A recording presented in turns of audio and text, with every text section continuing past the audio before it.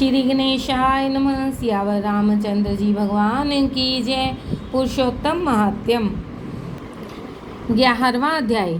नारद जी बोले, हे महामुनि, इस कन्या ने बड़ा कठोर कर्म प्रारंभ किया, जिसे मुनि लोग भी करने में कठिनता अनुभव करते हैं। श्री नारायण जी बोले, उस कल्याणी ने बड़ी कठिनाई से होने वाला तप प्रारंभ किया तथा पंचमुखी शांत शिव का ध्यान करने लगी। गर्मी में प्रचंड धूप में अग्नि के बीच बैठकर, हेमंत और शीत ऋतु में ठंडे जल में बैठकर तपस्या करती थी। उसका मुख जल में कमल के समान और सिर के बाल लेकर शेवार मंजरी से घिरे हुए जल में शोभायमान लगते थे। वह बाला वर्षा ऋतु में खुले मैदान में वर्षा के जल को अपने शरीर पर लेती थी। भोजन के स्थान पर वह दोनों समय वह कोमलांगी केवल धुआं पीकर रह जाती थी। इस प्रकार के उग्र तप को सुनकर देवराज इंद्र चिंतित हुए। देवता जिसे कठिन समझते हैं और ऋषिगण जिसकी प्रशंसा करते हैं, ऐसे उसे तप क्रम में 9000 वर्ष बीत गए। तब पार्वती पति भगवान शिव उसकी तपस्या से प्रसन्न हुए और उसे वहां आकर दर्शन दिया। तब दर्शन कर वह बाला शीघ्र ही खड़ी हो गई। तपस्या और प्रसन्नता के कारण कृष देह भी हृष्टपुष्ट दिखने लगी। उस बाला ने सिर झुकाकर भगवान शिव जी को प्रणाम किया, संसार पूज्य भगवान शिव का मानसिक पूजन किया और भक्तिपूर्वक स्तुति करने लगी। वह बाला बोली, हे पार्वती नाथ, आपको नमस्कार है। हे प्रभु, जो आपकी शरण में आश्रय लेता है वह घोर संसार समुद्र में डूबा हुआ भी तथा प्रत्येक अंग से तापित एवं पीड़ित भी हो और काल रूपी सर्प की भयानक दृष्टाओं के द्वारा पीड़ित भी हो, तब भी शरीर दुख से छूट जाता है। आपको नमस्कार है। इस प्रकार मन वाणी से उस तपस्विनी ने महादेव जी की प्रार्थना की। हे राजन, फिर वह महाभागी मेधावी पुत्री चुप हो गई। श्री कृष्ण बोले, उसकी प्रार्थना सुनकर तथा उग्र तप से प्रसन्न हुए भगवान शिव प्रसन्न कमल सरीखे मुख से बोले। श्री शिव जी बोले, हे भद्रे तपस्विनी, तुम दुखी मत हो।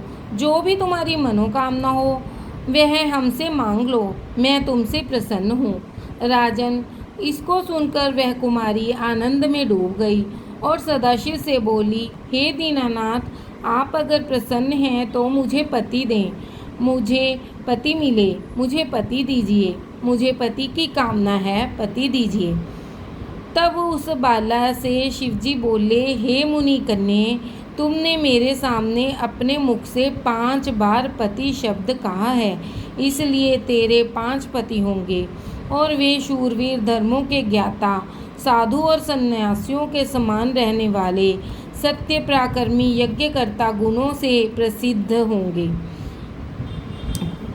गुणों से प्रसिद्ध प्राप्त, इंद्रियों को वश में रखने वाले राजा होंगे। श्री कृष्ण बोले। श्री शिवजी का यह अप्रिय वचन सुनकर वह बाला झुक कर चतुरता से बोली, हे सदाशिव गिरिजाकांत, संसार में इस प्रकार मेरा उपहास ना कराइए, क्योंकि प्रत्येक स्त्री का एक ही पति होता है। 5 पतियों वाली एक स्त्री कहीं देखी ना सुनी है। हे कृपा निधान, आपके सामने इस प्रकार कहना योग्य तो नहीं है, इससे मैं क्षमा चाहती हूँ। हे प्रभु, मैं आपकी शरण में हूँ। इसे सुनकर भगवान शंकर कहने लगे, हे भीरू, तुम डरो नहीं। आगे के जन्म में तपस्या के बल से तू माँ के गर्भ द्वारा उत्पन्न नहीं होगी। उसी जन्म में तुझे ये 5 पति भी प्राप्त होंगे।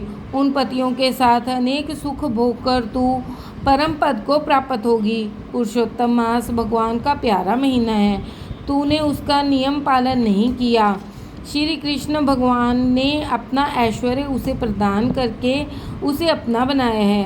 ब्रह्मादि देवता, नारद तथा मैं भी जिसकी आज्ञा पालन करते हैं, उनकी आज्ञा भला कौन टाल सकता है। हे मूढ़े, तूने संसार पूज्य इस मास का व्रत पालन नहीं किया।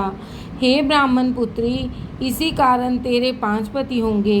इस प्रकार कहते हुए भगवान शंकर अंतर्ध्यान हो गए और वह बाला झुंड से बिछुड़ी हिरनी के समान चकित हो गई। श्री बृहदनाथ पुरुषोत्तम मास महात्म्यम 11वां अध्याय समाप्त। बोलो सियावर रामचंद्र भगवान की जय।